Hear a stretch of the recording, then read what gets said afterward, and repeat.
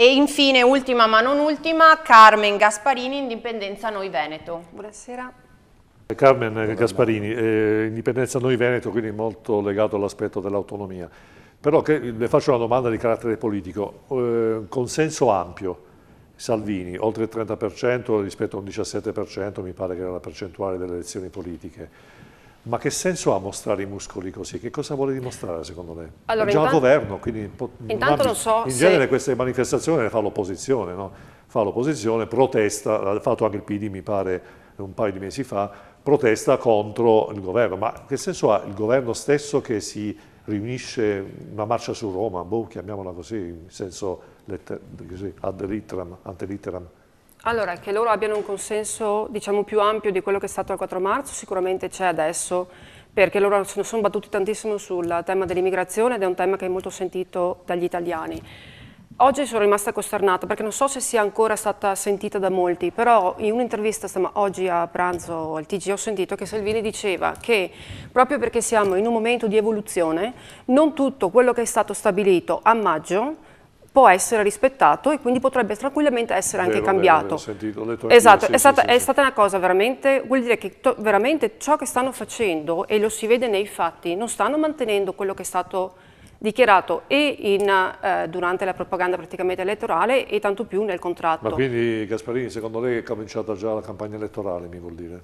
Sono sempre in campagna elettorale, qualsiasi partito italiano è in campagna elettorale costantemente, non è che siano in campagna elettorale. Però se Max Vidori, poi magari voglio sentire la sua, però se Salvini dice il patto di contratto di governo potrebbe anche non essere più rispettato, faccio una marcia, la marcia su Roma come la chiamo io. Lo stiamo già vedendo con il referendum dell'autonomia. Aveva praticamente durante la campagna aveva detto il referendum com'è in 15 minuti, cioè le autonomie praticamente alla Lombardia e al Veneto sicuramente in 15 minuti. Lo stiamo aspettando dal 22 ottobre del 2017. Lui è salito il 1° di giugno, ma siamo ancora qua ad attendere. Adesso ci hanno garantito qualcosa per Babbo Natale, non so, non vorrei che fosse una befanata questa più che un Babbo Natale. Comunque, diciamo Luigi Di Maio ha detto un mese, entro un mese ci sarà l'autonomia del Veneto. La cosa che a me preme è che tutti continuano sempre a pensare a quella, come dicevate anche voi prima, a tutti quelli che vanno a votare, ma ricordiamoci che la gran parte delle persone non vanno a votare adesso, votano nel momento in cui magari ci sono le politiche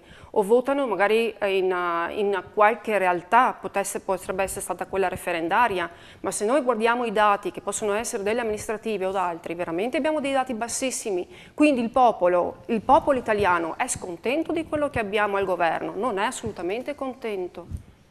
Quindi è lì che noi dobbiamo intervenire, perché vuol dire che abbiamo una realtà che sta lavorando, ma che effettivamente non sta lavorando per il Veneto, scusate, per l'Italia. Oggi guardavo anche, perché guardandomi quello che hanno garantito nel contratto, c'era anche le famose accise.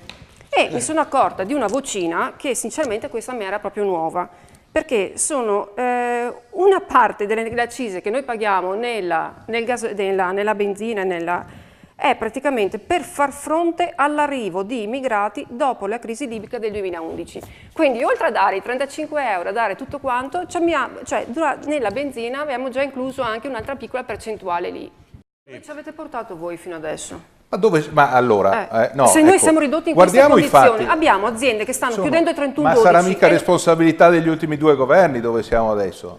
Ma anche questo, torniamo un po' ai fatti. Allora, chi ha preso in mano i problemi di questa Italia, ha cercato di farlo in una situazione difficile, perché ricordo che nel 2013 venne fuori un risultato elettorale che era tutt'altro che chiaro, quindi nasce un governo che era un governo in difficoltà sui numeri come adesso, però siete stati al governo. E sono state fatte in 4 anni, 5 anni delle cose molto importanti, certo che non risolvono tutti i problemi, però io a questo gioco dove ci avete portato voi del PD io non ci sto.